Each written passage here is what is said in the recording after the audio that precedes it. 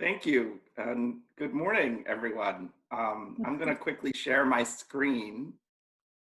Uh, if that worked, I'm going to say Yes. yes, it worked because everybody's Yes. smiling. Okay. I'm so honored to be here. Thank you, Louisa. Thank you, Hendrik, and my colleagues. It's very early in the morning here, but it's such a pleasure. So I think, this just speaks to how the awareness of public space in the world is suddenly very acute. The idea that we are part of something larger, the fact that we're connected in space physically, obviously because an awareness of our biological connections to each other with this virus is very special right now and very unusual. The public have a sense of ownership of this public space in a new way, have a sense of contention, have a sense of fear, have a sense of all these things. And it really affects how we feel about ourselves, how we feel about each other. And the public space is really the place where all that happens. And I think that's always true, but it's a particularly special moment. I'm offering for myself and for all of you some gratitude that we can be here together in this public space, this weird internet Zoom public space, but a space for us to gather nonetheless. And gathering is a very special thing. Artists always deal in this. The artists really are our collective memory, our collective consciousness. Artists really help us with understanding of what's happening. And wherever there's an art project, it kind of only exists in a public space. So although I work in a performing arts venue, primarily where we're doing work inside theaters, for the duration of that performance, it has to become a public space in order for a performance to exist. And so this understanding of how the arts and how public space are inherently linked and inherently necessary for each other is sort of the place I'm starting from. Philadelphia, let's see, did that work? How do I change slides? Okay, hold on. There we go. Philadelphia, this is Love Park, a famous statue by Robert A. Diana, which graces our public spaces. We're really one of the nation's first really thinkers of the public space for many, many reasons. The city's park, Fairmount Park, is the largest urban park in America. Other public spaces that we sort of led the charge in, we are the first zoo in public. We have the first zoo, we have the first hospital. We're the first public utility of water built in 1815 in Philadelphia's largest waterworks, and quickly became a tourist attraction in this country. So the notion of parkland and healthcare and utilities being part of the public space has been true historically in Philadelphia, and the arts are no less present. There's a program in the city called Mural Arts Program, which is the nation's largest arts and public space program in America. We are the home to over 4,000 murals, which when you kind of take together the Mural Arts Program likes to say it forms the autobiography of our city, and the way that communities come together and kind of decide together how what we put on the wall, how we create space together. And as you walk through our city, you kind of see this scrapbook of ideas, of people, of energy. And we're very proud of that program, which is sort of a fundamental understanding of how art and public space in Philadelphia are deeply connected. Now, I mentioned I work at the Kimmel Center. It's a performing art venue. That's our beautiful building there by Raphael Vignoli. We have other, well, depending on how your street is set up, but we have other buildings further up the street there that make up, we have 9,000 seats of indoor venues. So between our organization and our 8 resident companies, including Philadelphia Orchestra, Opera Philadelphia, Pennsylvania Ballet, and more, we really serve a really broad and diverse community of artistic programming. But we don't just work in those spaces, we work in all sorts of spaces. So here's a project that, for example, we did where we hung a band at the waterfront and created a dance party in the summertime for thousands of people who could come, and the band flew in the air above them, and we changed the relationship of performance through public space in these bold and unusual ways, which is of course what artists always do for us. So I'm a member of In Situ. I'm very proud, and I feel honored to be able to speak for them. They're some of the smartest and most engaged people I've ever met, and I learn from them every day. We are a large network, a consortium of people who produce work in public space. As Louisa said, we represent 12 countries across Europe, I'm the only non-European member, and then we have an associated project in Sri Lanka where residencies happen. Really what we do is we invite artists to think about how they can engage with the public space, the social, the political, the economic, of course, health and environmental impacts of public space are things that artists take on in a variety of ways. And I'm gonna just very quickly in my time here, just quickly give you some examples of projects we're doing during the virus.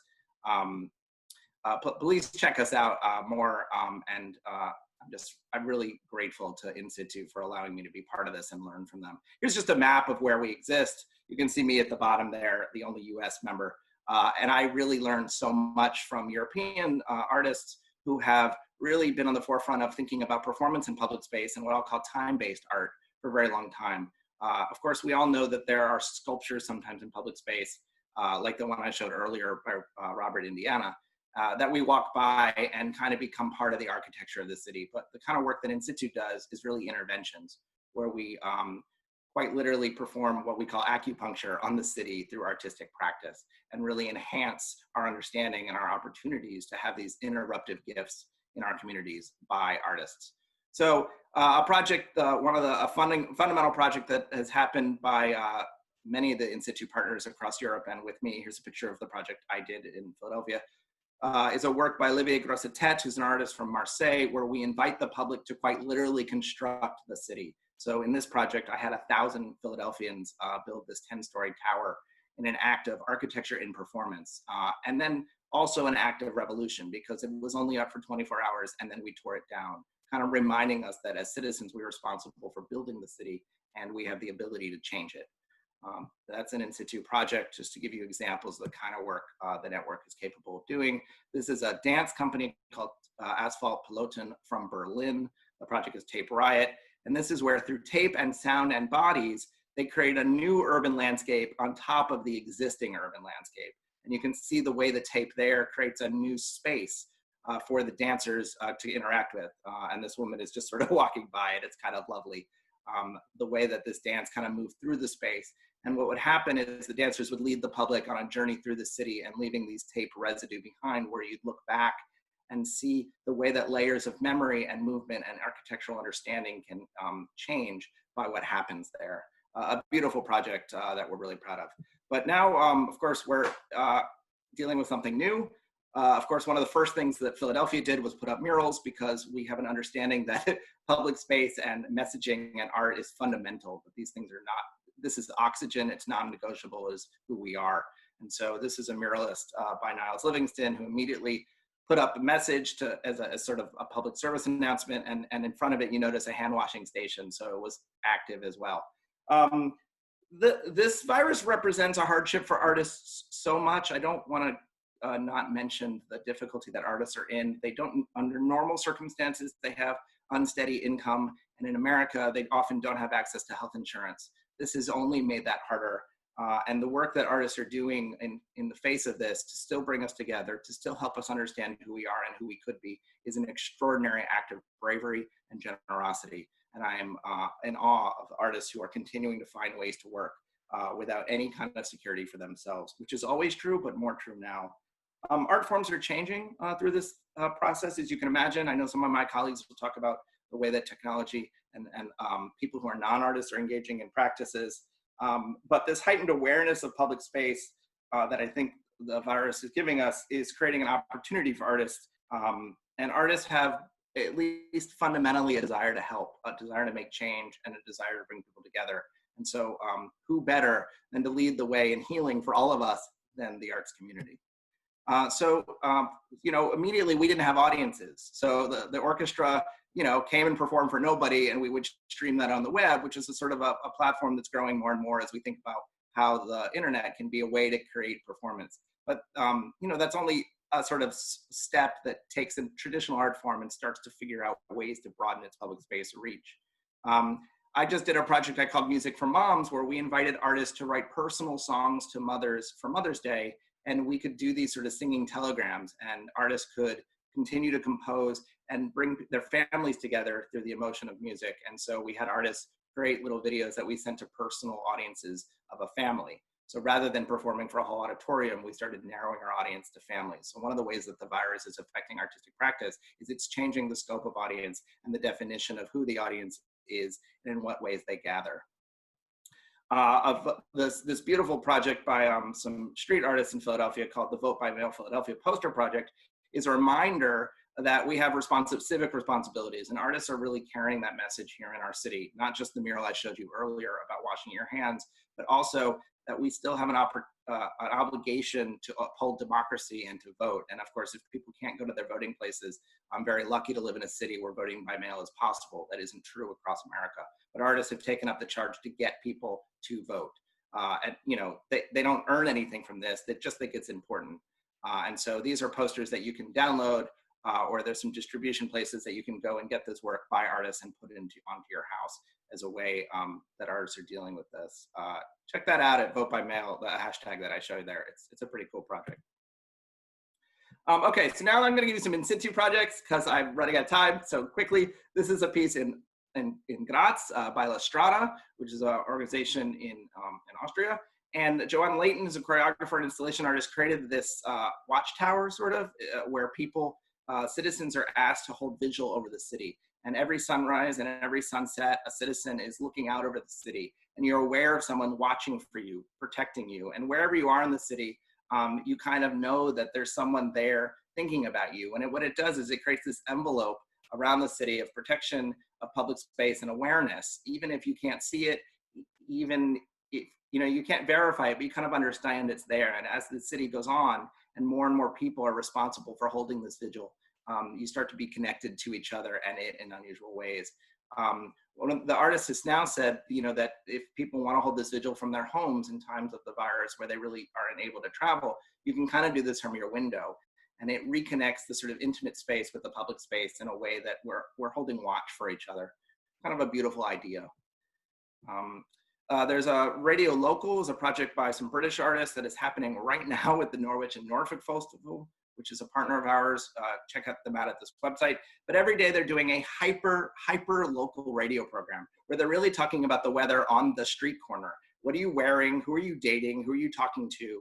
And through Zoom and interviewing ways, they're taking a radio program, which is usually a device to really spread general news to a large public, and they're really narrowing it down to a block or a neighborhood and thinking differently around how radio can be a tool to communicate. But they're not a news program, it's a performance piece, and these are they're very funny and engaging, and it's just rethinking about how the active energy of comedy and performance can connect us in very small, hyper-local ways. In Copenhagen, our partner Metropolis has invited 100 artists to lead 100 curated walks over 100 days.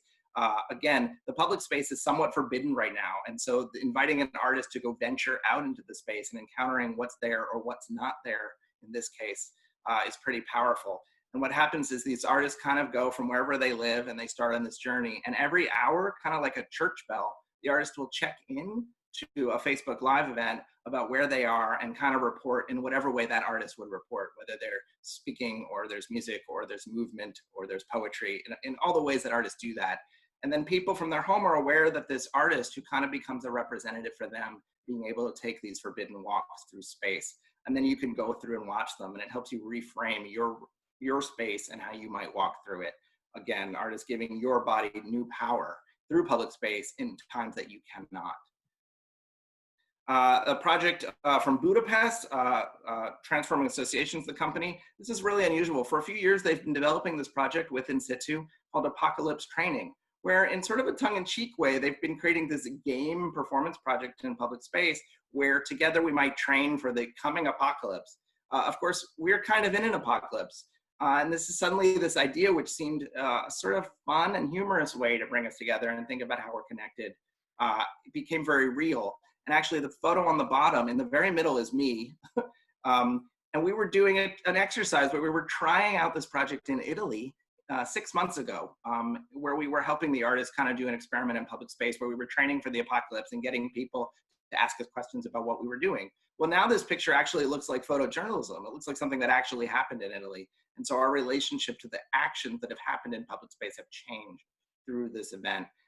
So what these artists are now doing is taking this apocalypse training idea and trying to find a way to adapt it to their phones so that people can continue to train through this artistic project with an awareness of very real circumstances.